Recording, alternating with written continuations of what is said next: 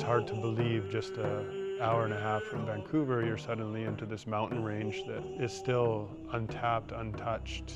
As soon as you enter into the valley and start driving out, it just gets more beautiful and pristine as you continue to drive. Seeing the river beside you, driving beside it, looking at the mountainscapes on each side and sort of how it feels like you're driving into a movie.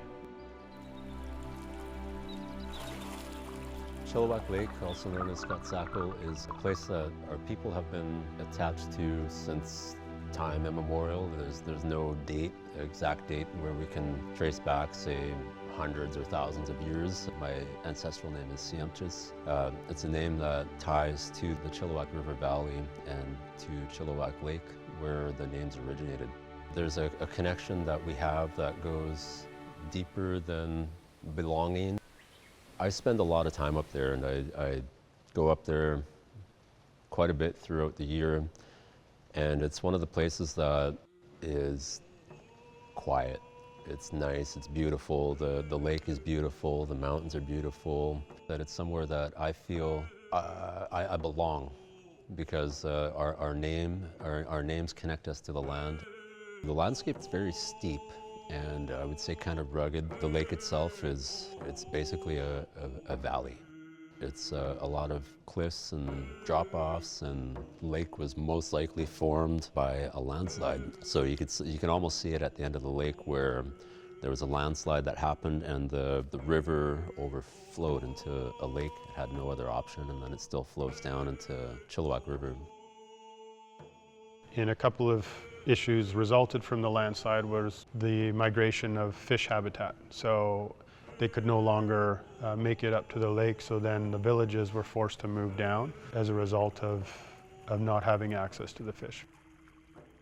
If we think back to where we come from in our historical roots, the stories that have been passed on to us for generations have always been linked to Sxótsaqel. So tribe foundational location being up at the lake, using the lake for sustenance, being there, living off of the land, our connection to the land, the air, the water, and also our cultural practices have been absolutely significant. You know, historically, what we've been taught is we have transformers. So Halq'eméylem was a transformer that if people were not conducting themselves properly or treating others fairly, Halq'eméylem would actually turn individuals into stone, and that was how they were. We see formations of different rocks located along rivers, lakes. We see mountain stories of mountains created as a result. And then other stories from the sky people that, you know, when people were doing good things, were transformed into other living beings such as plants and animals. So if we think of natural disasters versus historical teachings with respect to transformer sites, there's a bit of an amalgamation of how things happened, and we see both forms of transition that complement each other.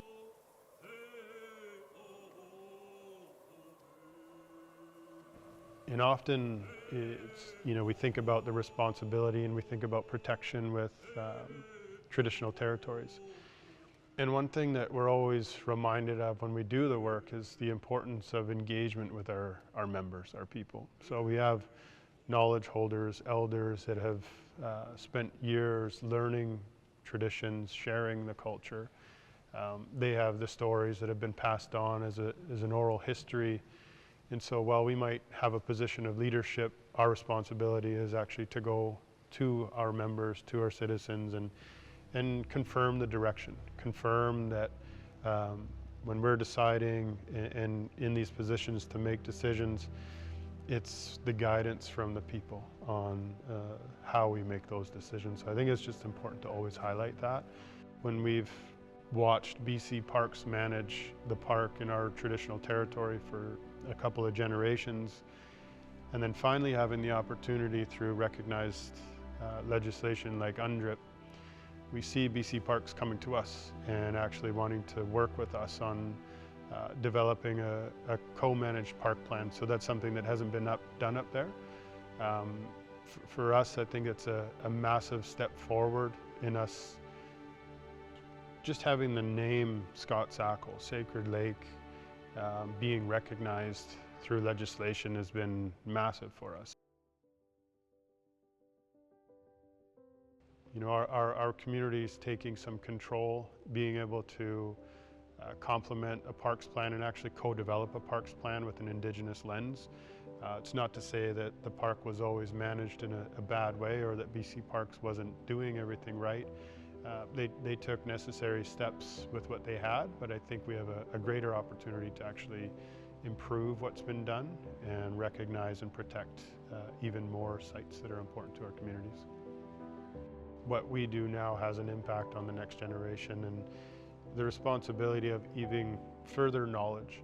So a lot of what we're doing on the research front is a foundational piece to us actually driving those decisions. And the more we can do now, the better equipped we can make the next generation for making decisions as well. So we're excited to be a part of something new and forward thinking with respect to BC Parks collaboration. I think it just positions us to actually lead by example, not only in the province but across the country, on how an Indigenous lens actually creates a stronger sense of preservation if we look down the road. My message would be to preserve it as much as possible, to save it, the significance for our tribe and sort of originated from, and to remember it, and don't forget where it all comes from, our names, our history. So I would say to preserve it as much as possible.